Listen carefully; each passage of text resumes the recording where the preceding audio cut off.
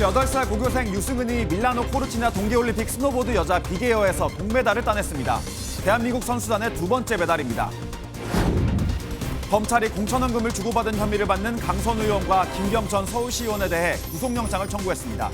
경찰은 비위 의혹에 휩싸인 김병기 의원에 대해 피의자 소환을 통보했습니다. 어제 경기 가평군에서 훈련 중이던 육군 코브라 공격 헬기가 추락했습니다. 헬기에 타고 있던 50대 조종사와 30대 부조종사가 숨졌습니다. 중국이 총선에서 압승한 다카이치 일본 총리를 겨냥해 군국주의 전철을 밟지 말아야 한다고 경고했습니다.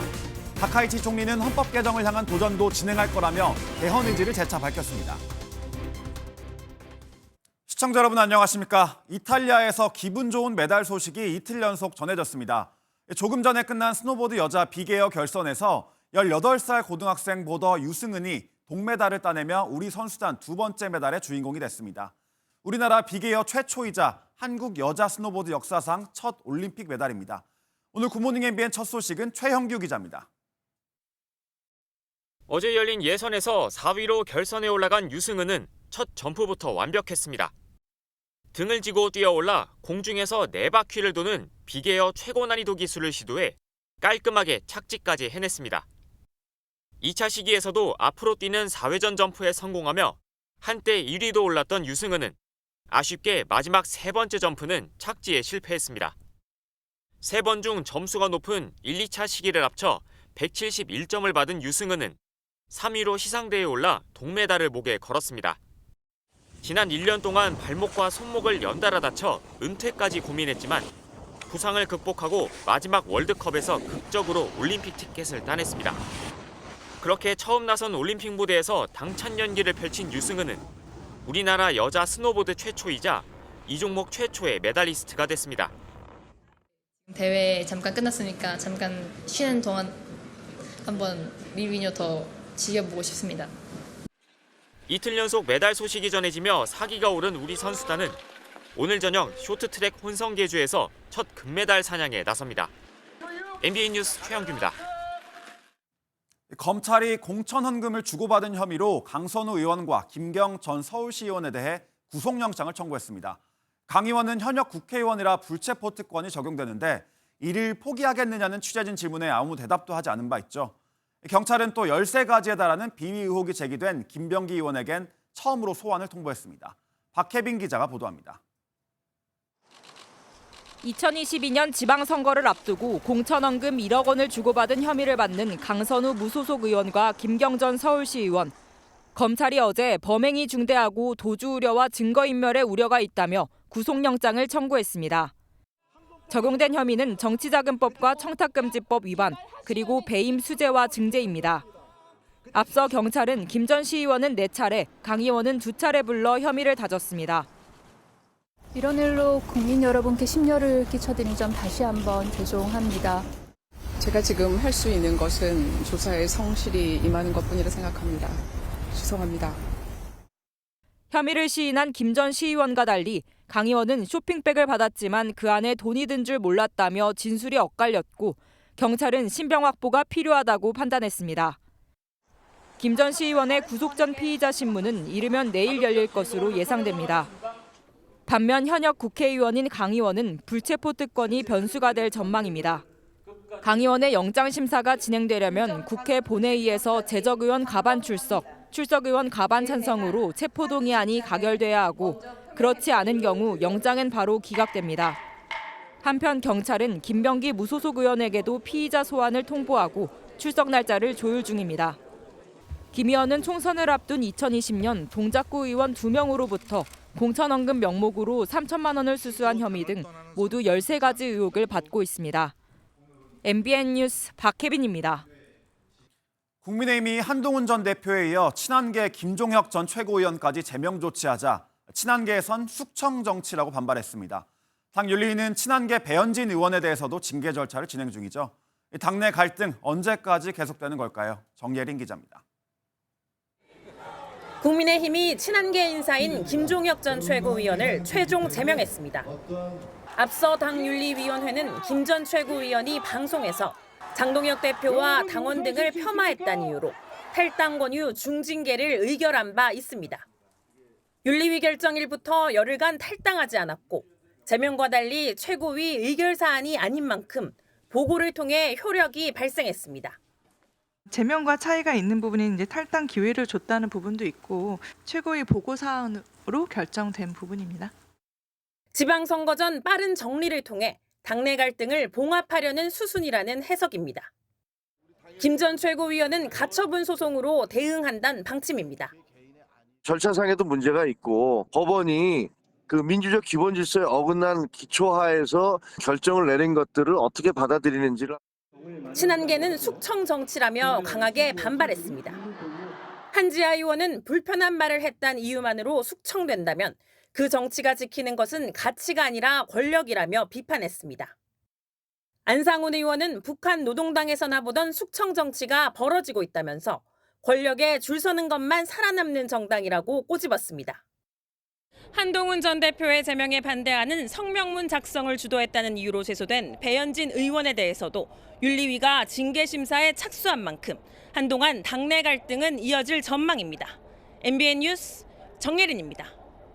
내홍은 민주당도 마찬가지입니다. 2차 종합특검 후보로 김성태 전 쌍방울 회장 변호인을 추천한 걸 놓고 당내 갈등이 격화하고 있는데요. 어제 정청래 대표와 이성윤 최고위원이 직접 사과했지만 합당 문제와 결부돼 친명계의 반발이 거셉니다. 장가희 기자가 보도합니다.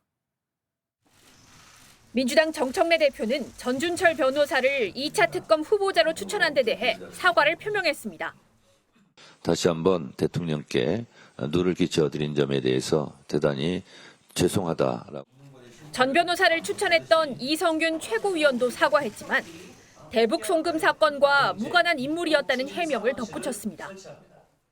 마치 정치적 음모가 있는 것처럼 있지도 않은 의혹이 확산되는 데 대해 매우 안타깝게 생각합니다.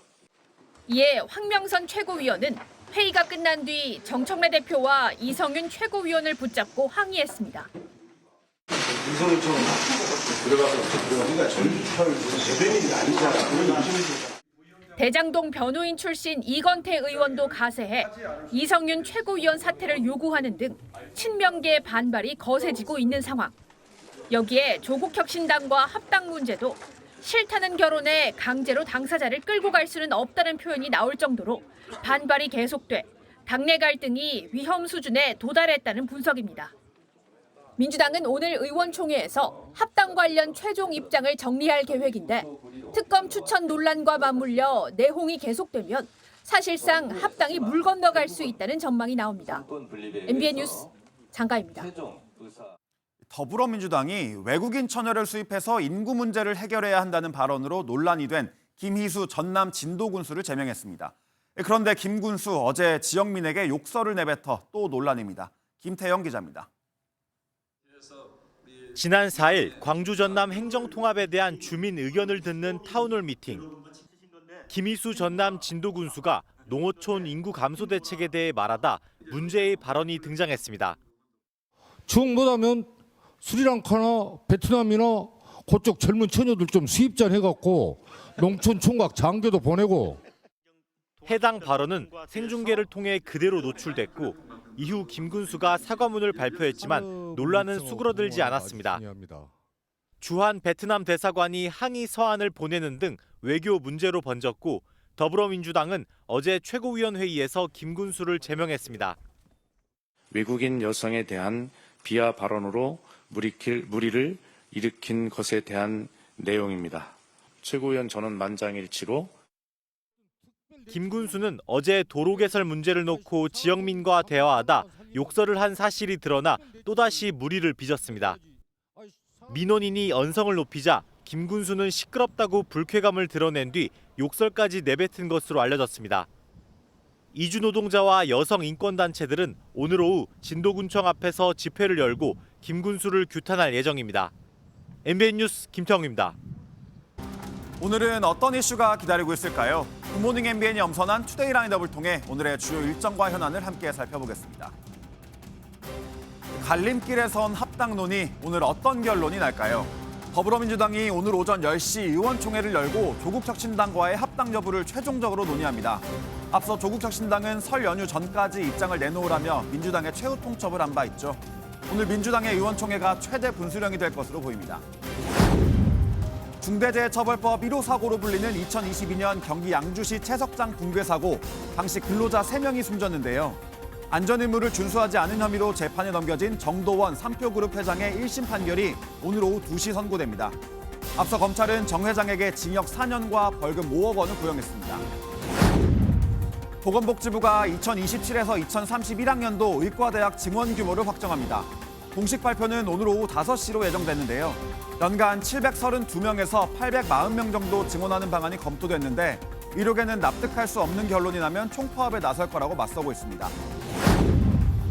정부가 외국인의 국내 부동산 투기를 차단하기 위해 오늘부터 부동산 거래 신고 의무를 대폭 강화합니다. 앞으로 외국인이 국내 부동산을 사들이려면 체류 자격과 주소를 의무적으로 신고해야 하고 해외 자금 조달 내역도 내야 합니다. 지금까지 투데이 라인업이었습니다. 어제부터 사흘 일정으로 국회 대정부 질문이 이어지고 있죠. 능구렁이에 어따 대고까지 첫날부터 야당 의원과 국무총리 사이에서 원색적인 표현이 쏟아졌습니다. 대정부 질문의 의미를 퇴색시키고 눈살을 찌푸리게 하는 장면이었습니다. 신용수 기자의 보도입니다. 정치와 외교 안보 통일 분야 정책을 평가하는 국회 대정부 질문 첫날. 하지만 평가 대신 막말 공방을 주고받았습니다. 정청래 대표님이랑 한판 붙으실 생각만 하시느라 국정 운영 아예 생각 못 하십니까? 질문다운 질문을 하십시오. 북한 핵잠수함 관련 질문에 답하는 김민석 국무총리의 태도를 놓고 야당이 능구렁이라 표현하자 신경전이 벌어졌습니다. 눈구렁이처럼 넘어가려고 하지 마시고 이게 얼마나 위험천만한 무기인지는 알고 계십니까? 그런 인신 모독적 표현을 쓰는 것은 부적절하지 않습니까? 그것을 취소하신 다음에 질문해 주십시오. 한미연합훈련 축소를 두고 비난이 이어지자 김 총리도 가시돋친 말로 맞받아쳤습니다. 기강도 없고 훈련도 없고 모든 게 없고 딱 하나 있는 게 김정은 심기 보좌밖에 없습니다. 기본은 지키십시오. 어따 대고 대한민국 국군에 대해서 아무것도 없다고. 김 총리는 서울시장과 당대표 출마설에 대해서는 선을 그었습니다. 서울시장은 안 나간다는 말씀 이미 드렸고요. 8월 하순에 전당대회가 있어요. 그때도 계속 평당원으로 있을 거예요? 지금 국정에 전념하고 있는 입장에서. 이틀 차인 오늘은 경제 분야 대정부 질문이 진행될 예정입니다. MBN 뉴스 신용수입니다. 2주 전 트럼프 대통령의 발언으로 촉발된 미국의 관세 재인상 불씨가 여전히 꺼지지 않고 있는데요. 워싱턴에 급파돼 우리 정부의 대미 투자 의지는 확고하다며 트럼프 행정부 설득에 나섰던 외교부 장관과 산업통상부 장관이 어제 나란히 입장을 내놓았습니다. 자세한 내용은 이승훈 기자가 보도합니다. 어제 국회 대정부 질문에 출석한 조현 외교부 장관은 우리나라가 비관세 장벽을 낮추지 않는다면 미국이 관세를 높이겠다고 압박했다고 말했습니다. 조 장관은 미국 측이 무역 적자표를 제시하면서 한국에 쏟을 시간이 많지 않다고도 말했다고 전했습니다. 비관세 장벽이란 부가가치세, 환율 등 관세 외에도 무역 장벽이 되는 국내 규정입니다. 진척이 안 되면은 방법은 감정 없이 그냥 관세를 좀 높여서 무역 적자를 좀 개선하려고 한다. 그러면서 미국이 관세 협상을 다시 되돌려 상호 관세 25%를 부과할 것 같으냐는 질문에는 예단하기 어렵다고 말했습니다. 예측할 수 없는 방법으로 하고 있는 것이 현실입니다. 따라서 뭐라 지금 예단키는 어렵습니다. 앞서 지난달 26일 트럼프 미국 대통령은 대한민국 국회에 대미투자특별법의 입법이 늦어지고 있다며 상호 관세를 25%로 재인상하겠다고 밝힌 바 있습니다. 통상수장인 김정관 산업통상부 장관은 특별법이 3월 중으로 통과되면 미국이 관세 인상을 유예할 가능성이 높다고 본다고 말했습니다. 김 장관은 여야의 빠른 협의에 러트닉 미 상무장관도 높게 평가하고 있다며 아직 관보 게재가 안 된 것도 국내 움직임이 긍정적인 영향을 준 것으로 판단한다고 설명했습니다. 어제 대미투자특별법 특별위원회 구성안을 의결한 여야는 활동 기한인 다음 달 9일까지 대미투자특별법을 처리할 계획입니다. MBN 뉴스 이승훈입니다. 다주택자들을 겨냥한 대통령의 연이은 강경 발언에 부담을 느낀 고위공직자들. 집보단 직을 선택하는 걸까요? 청와대 참모들을 비롯해 부처 장관 등 주택을 여러 채 소유한 고위공직자들이 연이어 살지 않는 집을 매물로 내놓고 있습니다. 김종민 기자의 보도입니다. 서울 삼청동에 있는 단독주택입니다. 한성숙 중소벤처기업부 장관이 실거주하고 있는 곳입니다. 한 장관은 이외에도 본인 명의로 3채를 더 소유하고 있는데 모친이 거주 중인 걸로 알려진 잠실동 아파트를 포함해 본인이 살지 않는 집은 모두 매각하기로 했습니다.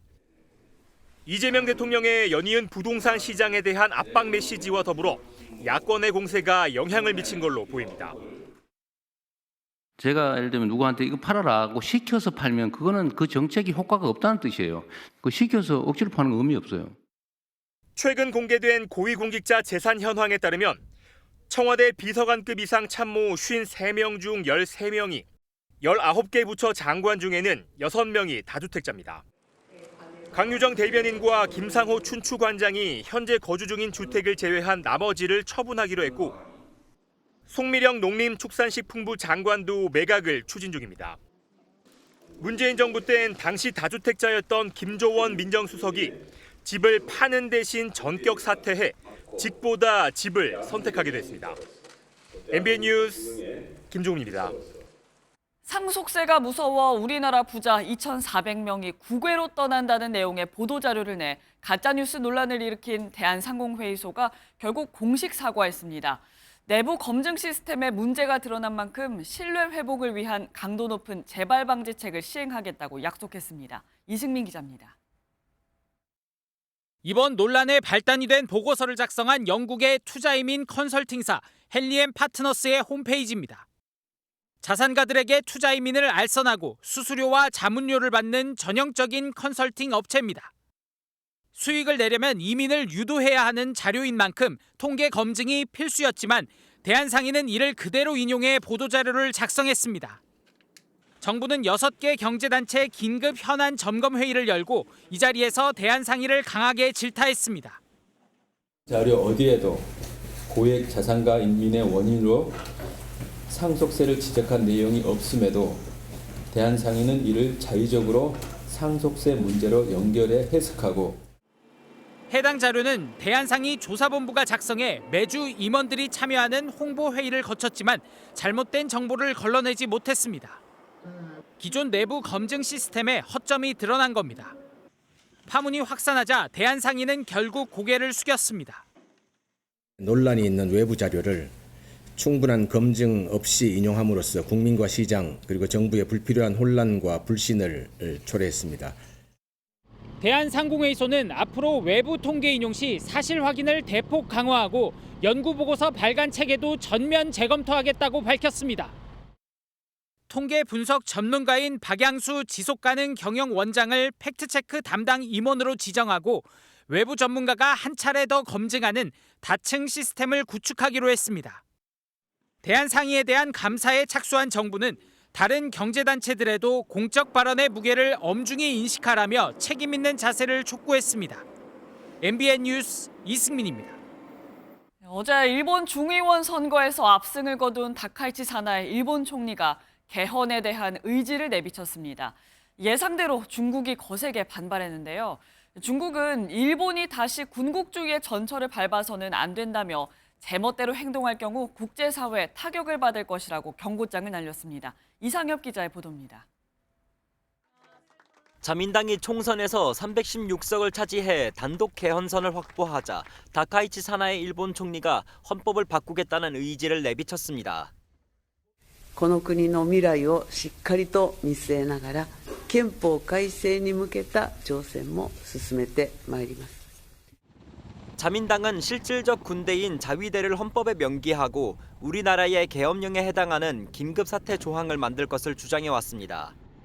1947년 이후 전쟁을 포기한 일본을 전쟁 가능 국가로 만들겠다는 뜻입니다.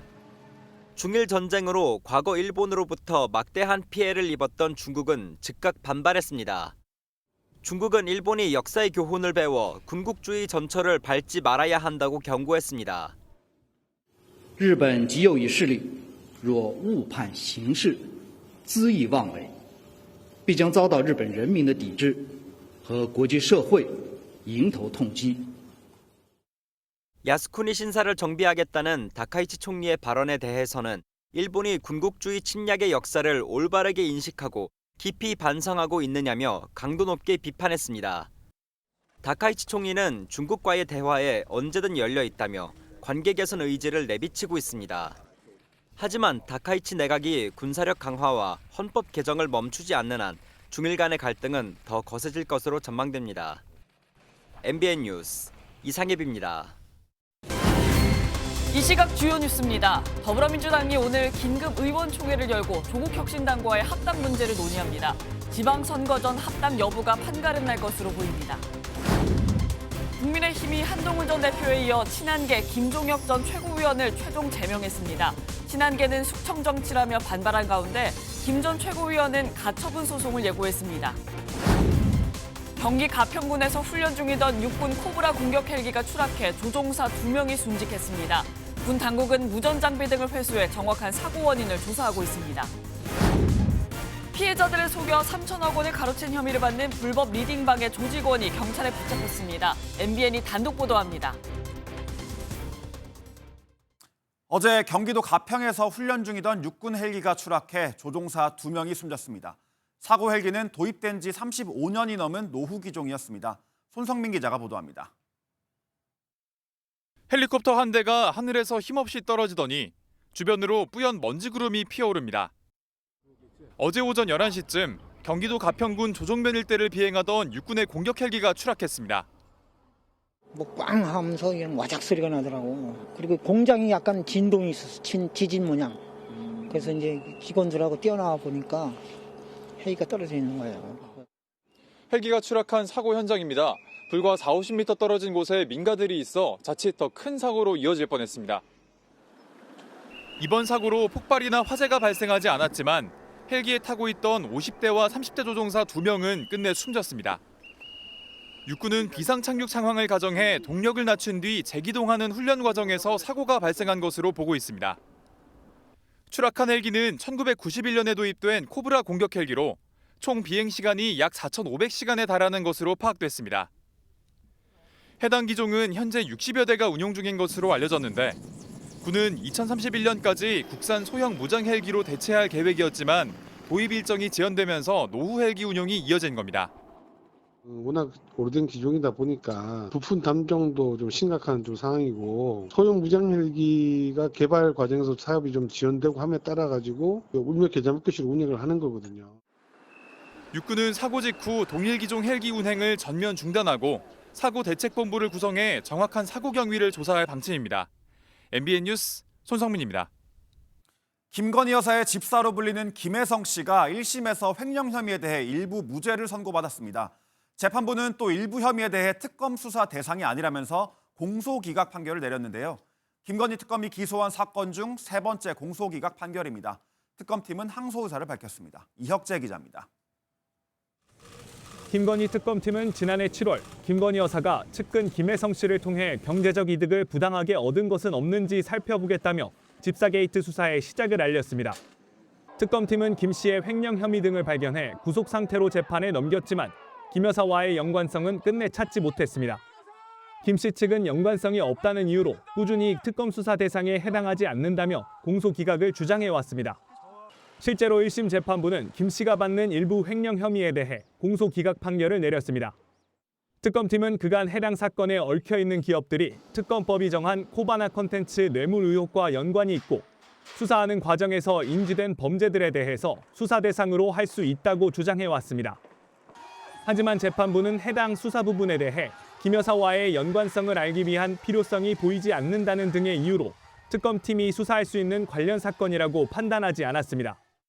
재판부는 김 씨가 차명 법인으로 들어온 매매 대금을 사용한 사실관계는 특검 수사 대상으로 봤지만 이는 횡령으로 볼 수 없다며 무죄를 선고했고 김 씨는 석방됐습니다. 무고하게 너무 많은 분들이 특검의 부당한 조사를 받았는데 그분들에게 참 죄송한 말씀을 전하겠습니다. 김건희 특검이 기소한 사건 중 공소기각 판결이 난 건 이번이 3번째로 특검팀은 판결을 수긍하기 어렵다며 항소하겠다고 밝혔습니다. MBN 뉴스 이혁재입니다. 김건희 특검이 기소한 또 한 명이죠. 김상민 전 부장검사에 대한 선고도 어제 있었는데요. 김 여사에게 공천 대가로 고가의 금을 선물한 혐의에 대해 무죄가 선고됐습니다. 이 무죄 판결과 공소기각이 연달아 나오면서 특검을 향한 지적도 제기됩니다. 박규원 기자가 보도합니다. 2024년 국회의원 선거 공천을 청탁하려는 목적으로 김건희 여사에게 시가 1억 4천만 원 상당 이우한 화백의 작품을 건넨 혐의로 재판에 넘겨진 김상민 전 부장검사. 법원이 특검의 주요 공소 사실이었던 김 전 검사의 김건희 매관 매직 혐의에 대해 무죄를 선고했습니다. 재판부는 특검이 김 전 검사가 그림을 실제 구매했고 김건희에게 제공했다는 점을 증명하는 데 실패했다며 직무 관련성이나 그림의 진품 여부와 무관하게 무죄라고 설명했습니다. 김건희 여사의 친오빠인 김진우 씨의 부탁으로 그림 구매를 대행했을 뿐 김 여사에게 제공한 사실이 없다는 김 전 검사 측 주장을 받아들인 겁니다. 다만 김 전 검사가 총선 출마를 준비하며 차량 대여비와 보험금 등 명목으로 4,200만 원을 한 사업가로부터 기부받은 혐의는 유죄로 보고 징역 6개월에 집행유예 1년을 선고했습니다. 구속 상태로 재판을 받던 김 전 검사는 법원의 집행유예 판결에 석방됐습니다. 불법과 왜곡으로 얼룩졌던 특검 수사에 대한 어떤 법원의 준엄한 판단입니다. 공익병식 광풍에 대해서는 반드시 책임을 물어야 할 것입니다. 김건희 특검은 항소하겠다고 밝혔지만 계속된 무죄와 공소기각 판결에 수사와 기소가 치밀했는지에 대한 지적이 잇따를 것으로 보입니다. MBN 뉴스 박규원입니다.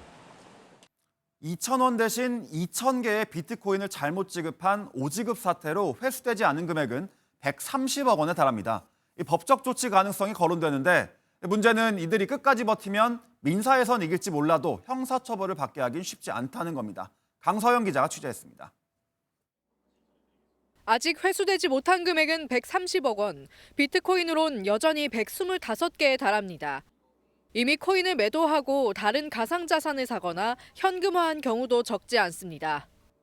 빗썸은 즉각적인 회수가 어렵다 보고 고객들을 접촉해 설득하면서도 법률 검토까지 병행하고 있습니다. 거부하는 경우도 있으시겠죠. 그리고 받아주시는 경우도 있고. 하지만 민형사상 조치에 동시에 나서더라도 오지급된 코인을 회수하는 과정은 쉽지 않을 거라는 게 대체적인 분석입니다. 민사상 부당이득에 해당돼 승소 가능성은 높지만 실제 확정 판결을 받기까진 적지 않은 시일이 걸리기 때문입니다.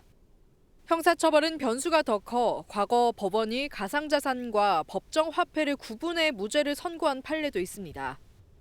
사고 직후 빗썸으로부터 정상 지급된 코인이란 답변을 받고 매도한 고객도 있는 것으로 전해집니다.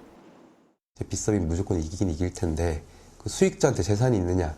지금 당장으로 봤을 때는 안 된다고 보는 게 맞죠. 금융감독원은 빗썸을 시작으로 가상자산 거래소 전반의 내부 통제 시스템 점검에 나섭니다.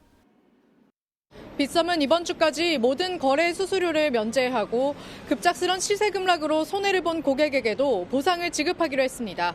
MBN 뉴스 강서영입니다. 한 30대 남성이 병원에서 수술을 받은 뒤 갑자기 경찰에 체포됐습니다. 사기 혐의 수배자가 지금 수술을 받고 있다는 제보가 접수돼 경찰이 출동한 건데 이 남성은 수술을 받았기에 도망칠 시도조차 할 수 없었습니다. 장덕진 기자가 단독 보도합니다. 경기 고양시 한 도로에 순찰차 2대가 모습을 드러냅니다. 이 차량들이 서둘러 도착한 곳은 한 병원입니다. 지난 6일 오후 3시쯤 이른바 투자 리딩방 조직원 30대 남성 A씨가 수술을 받은 뒤 경찰에 붙잡혔습니다. 당시 수배자가 수술을 받고 있다는 112 신고가 경찰에 접수됐는데 확인 결과 환자는 사기 혐의로 지명 수배가 내려져 있던 인물이었습니다. 논란 취지면은 지진 특보한 줄 알았어요. 경찰에 7-8명이 나와가지고 층 하나를 아예 공조했어요. 잡아야 된다고. 병원으로 출동한 경찰은 사복 경찰을 투입하고 도주로를 차단했습니다. 수술 하루 뒤에는 퇴원해도 된다는 의료진의 판단에 경찰은 A씨에 대한 체포영장을 집행했습니다. 경찰 조사 결과 이 남성은 좋은 주식 종목이 있다며 돈을 받은 뒤 가로채는 불법 리딩방의 관리자급 조직원이었던 것으로 알려졌습니다. 해당 조직은 수익을 올리게 해주겠다며 피해자들을 꼬드겨 3천억 원을 가로챈 것으로 경찰은 보고 있습니다. 서울 강북경찰서는 A씨의 신병을 넘겨받고 공범에 대한 수사를 이어가고 있습니다. MBN 뉴스 장덕진입니다. 시세보다 저렴하게 편하게 물건을 살 수 있어 중고거래 앱 많이 이용하실 텐데요. 거래하러 나갔다가 물건을 빼앗기거나 폭행까지 당하는 등 중고거래를 빌미로 한 사기와 절도 범죄가 기승을 부리고 있습니다. 거래하기 전에 위험하지는 않을지 잘 살펴보셔야겠습니다. 심동욱 기자입니다. 중고거래를 위해 나온 남성이 순식간에 물품을 빼서 달아납니다. 지난 4일 경기 성남시에서 10대 남성이 시가 3천만 원에 달하는 30돈 금팔찌를 훔치는 모습입니다. 지난해 11월 경기 시흥시에서도 20대 남성이 골드바를 훔치려다 경찰에 붙잡혔습니다. 절도에 실패하자 피해자를 수차례 폭행하기도 합니다. 두 사건의 피해자와 피의자는 중고거래 앱을 통해 만났다는 공통점이 있었는데 혹시나 모를 범행 가능성에 이용자들도 적잖은 불안함을 느끼며 거래하는 실정입니다. 엄마가 같이 나가준 적도 있었거든요. 만약에 거래를 하게 되면 조금 늦은 시간 같은 경우는 사실 좀 피하고 싶고. 상대를 정확히 모르니까 그거에 대해서 좀 두려움. 거래할 때만은 이 사람의 이름과 번호가 있었으면 좋겠다라는 생각이 들어요. 문제는 중고거래 휴대전화 앱에 범행의 사각지대가 있다는 점입니다. 중고거래 앱은 본인 인증을 거쳐야 가입할 수 있지만 본인이 설정한 이름과 사진만 노출됩니다. 일부 전문가들은 범죄를 막기 위해 이용자들의 신원 확인을 철저히 할 수 있도록 앱을 개선해야 한다고 조언합니다. 그래서 가장 중요한 것은 신원의 확인이잖아요. 거래 장소를 지정해 놓을 수도 있어요. CCTV가 없는 곳이라든가 이런 데서는 위험한 지역으로 지정해 놓는다든가. 또한 중고거래 앱을 운영하는 회사들에게 법적 책임을 부여하는 방안 역시 필요하다는 지적이 나옵니다. MBN 뉴스 심동욱입니다. 최근 설탕 부담금에 대한 논의가 이어지는 가운데 우리 국민 6명 중 1명이 당을 과도하게 섭취하고 있다는 조사 결과가 나왔습니다. 특히 10세 미만 어린이의 비율이 가장 높았는데 소화비만 등 건강 문제로 이어질 수 있다는 우려도 나옵니다. 자세한 내용은 한범수 기자가 보도합니다. 탕후루와 두바이 쫀득 쿠키. 유행을 주도한 이들 간식의 공통점은 아주 단 음식이라는 데 있습니다. 예전에 단 거를 되게 좋아해서 도넛이나 초콜릿 같은 걸 많이 먹었던 기억이 있습니다. 살도 많이 찌고 그랬었던. 단맛 선호는 통계로도 확인됩니다. 한국인의 하루 평균 당 섭취량은 2020년 58.7g에서 2023년 59.8g으로 증가했습니다. 세계보건기구의 권고량보다 2배 넘게 많습니다. 건강위험군에 속하는 당 과잉 섭취자는 전체 16.9%로 6명 중 1명꼴이었습니다. 연령대로 보면 10세 미만의 당 과잉 섭취율이 26.7%나 됐는데 최근 증가하는 소아 비만과 무관치 않은 것으로 추정됩니다. 10세 미만 다음으로는 10에서 18세 사이 청소년의 과잉 섭취율이 높았습니다. 당류는 중독성이 있어서 많이 먹을수록 의존성이 높아지는데 자기 통제력이 상대적으로 약한 미성년자에게 더 취약하다는 분석이 나옵니다. 단 음식을 먹으면 도파민이 분비가 되고 일시적으로 기분이 좋아집니다. 그 기분을 더 오래 느끼려고 더 많이 단 음식을 찾게 되고. 이번 조사에선 당 과잉 섭취자가 음료와 과일류를 3배 이상 먹는다는 사실도 확인됐습니다. 음료를 마실 때는 무가당을 선택하고 단 음식을 먹으면서 단백질을 함께 섭취해 균형을 잡는 것도 필요합니다. MBN 뉴스 한범수입니다. 쉬는 날 라면에 맥주 한 캔. 예전엔 부담 없는 조합이었는데 요즘은 가격부터 부담입니다. 맥주도 라면도 왜 이렇게 비싸졌나 했더니 이유가 있었습니다. 일부 제조업체가 판매점에 리베이트를 주거나 계열사에 이익을 몰아주는 등 부당하게 비용을 부풀린 사실이 드러났습니다. 심지어 세금도 빼먹었습니다. 이시열 기자가 보도합니다. 한 편의점의 맥주 판매대. 국산 맥주 4캔에 11,000원. 국내 업체가 들여오는 수입산 맥주도 4캔에 12,000원입니다. 불과 몇 년 전 국산 맥주는 8,000원에서 9,000원대, 수입 맥주도 4캔에 10,000원 정도였던 걸 감안하면 20% 정도 가격이 뛴 것입니다. 라면도 마찬가지. 대형마트에서 봉지라면 묶음 한 봉지에 2,000원대는 거의 찾아볼 수 없고 3,000원대도 손에 꼽습니다. 프리미엄 라면은 4개 입이 4,700원에 팔립니다. 체감하죠. 원래는 2개씩 구입해요. 예전에 비해서 많이 오른 것 같아요. 퇴근 후 맥주 한 캔하고 부담 없이 라면 끓여 먹기 부담스러워진 이유가 있었습니다. 한 맥주 업체는 시장 점유율을 높이려고 편의점에 1,100억 원대 리베이트를 준 뒤 이를 포함한 비용 1,500억 원을 판매가에 반영했습니다. 그 결과 맥주값이 22.7% 올랐다고 국세청은 밝혔습니다. 아이스크림 업체도 관계사에 이익을 몰아줬다가 200억 원대를 추징당했고 라면 제조업체는 추징금으로 300억 원을 맞았습니다. 설 명절을 앞두고 국세청은 장바구니 물가를 뛰게 만든 혐의를 받는 업체들에 대해 추가 조사에 들어갑니다. 생필품 제조업체, 프랜차이즈 가맹본부 등 총 14개 업체이며 전체 탈루 혐의 금액은 약 5천억 원. 정부는 특히 최근 밀가루 담합으로 재판에 넘겨진 업체들도 면밀히 들여다본 뒤 세무조사에 착수한다는 방침입니다. MBN 뉴스 이시열입니다.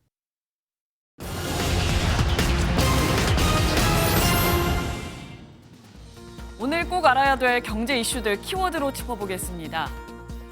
이번 설 차례상 차림 비용, 지난해보다 비용이 더 들 것으로 보입니다. 올해 설 주요 성수품 구매 비용은 전통시장이 23만 3,782원, 대형마트가 27만 1,228원으로 지난해보다 각각 4.3%와 4.8% 증가했습니다. 조류독감 확산과 환율 상승 등의 원인으로 축산 수산물 가격이 오른 게 영향을 준 것으로 풀이됩니다. 설 명절을 앞두고 열차 승차권 구하느라 애쓰는 분들 계실 텐데요. 열차 승차권 암표 거래를 하다 적발되면 형사처벌을 받을 수가 있습니다. 코레일은 최근 암표 의심 사례 7건을 적발해 국토교통부와 경찰에 수사를 의뢰했다고 밝혔습니다. 특히 직원이 직접 온라인 중고 플랫폼에서 암표를 구매해 적발하는 미스터리 쇼퍼 방식도 도입해 시행하고 있습니다. 외국산 의류의 원산지 라벨을 떼어내고 국산 라벨을 붙이는 이른바 라벨가리에 대해 정부가 합동 단속에 나섭니다.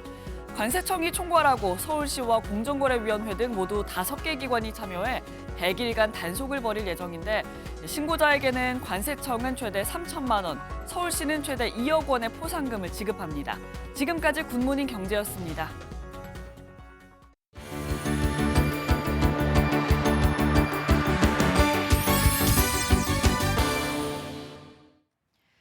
굿모닝 월드입니다. 최근 미국에서 이민세관 단속국에 대한 비판의 목소리가 거센데요. 지난 주말 열린 슈퍼볼 행사장이 이민 단속에 반대하는 목소리로 가득 찼다고 합니다. 현장 모습 보시죠.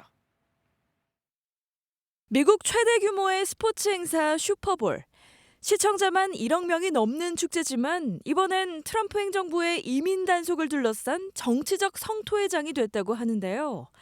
경기를 보러 간 팬들에게 이민세관 단속국은 물러가란 뜻의 아이스 아웃 문구가 적힌 손수건을 나눠주는가 하면 이민 단속을 강력하게 반대했던 라틴계 가수 배드버니가 하프타임 쇼의 주인공으로 나섰기 때문이죠.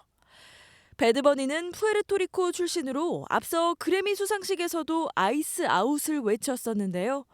트럼프 대통령은 곧바로 슈퍼볼의 하프타임 쇼가 끔찍했다며 불편한 기색을 드러냈습니다. 중국에서도 눈을 뗄 수 없는 공연이 열렸습니다. 무대 위 진행자의 예술가, 심지어 관객까지 대부분 사람이 아니었다는데요. 그 놀라운 현장으로 안내합니다.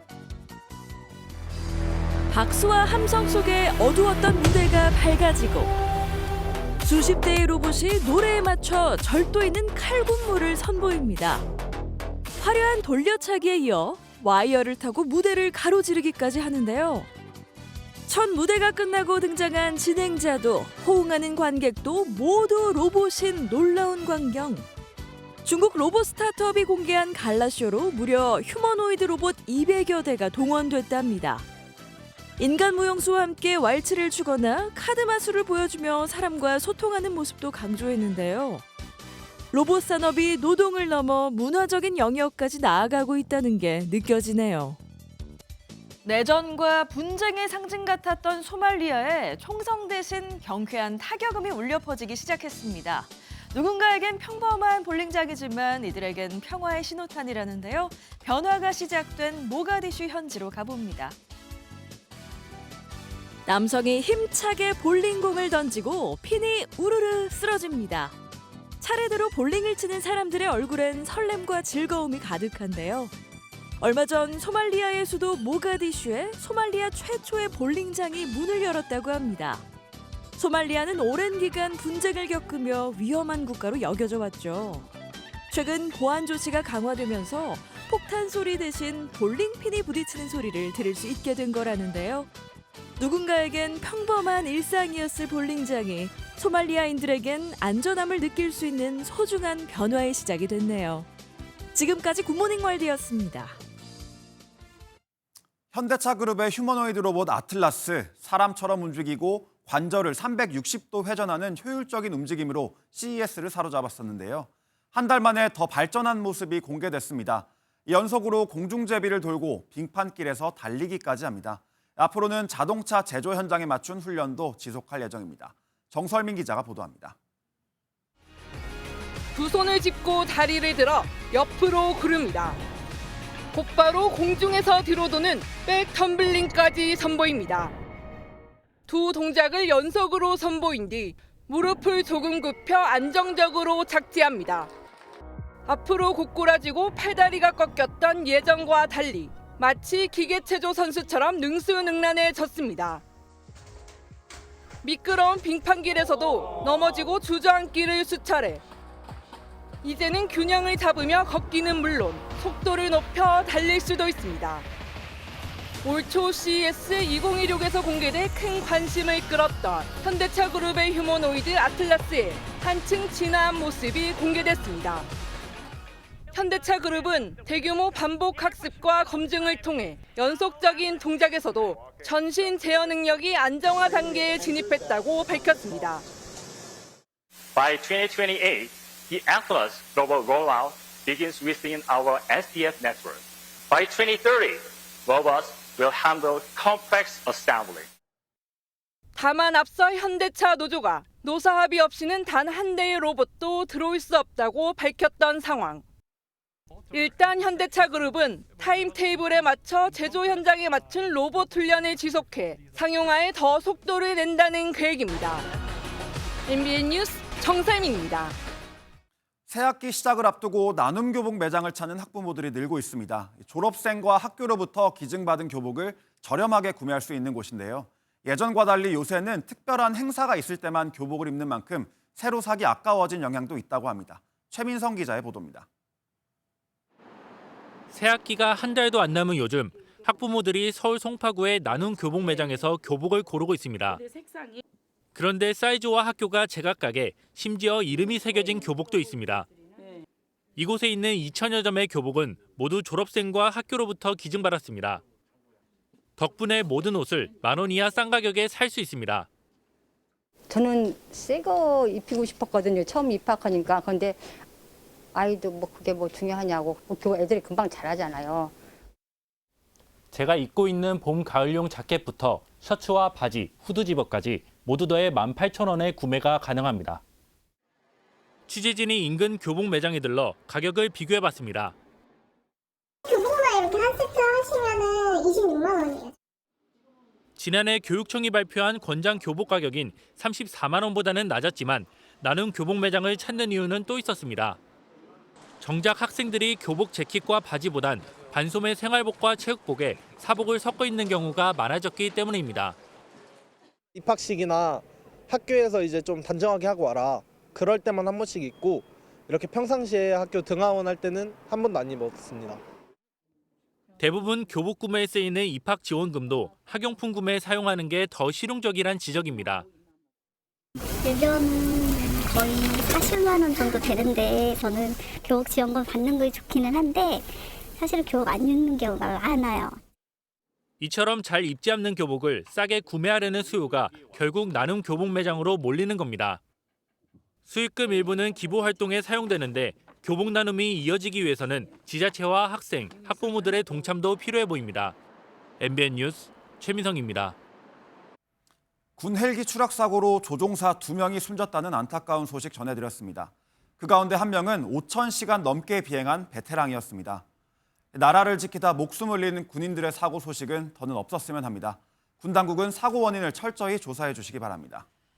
네, 오늘 저희가 준비한 소식은 여기까지입니다. 오늘도 건강하고 행복한 하루 보내시기 바랍니다. 고맙습니다.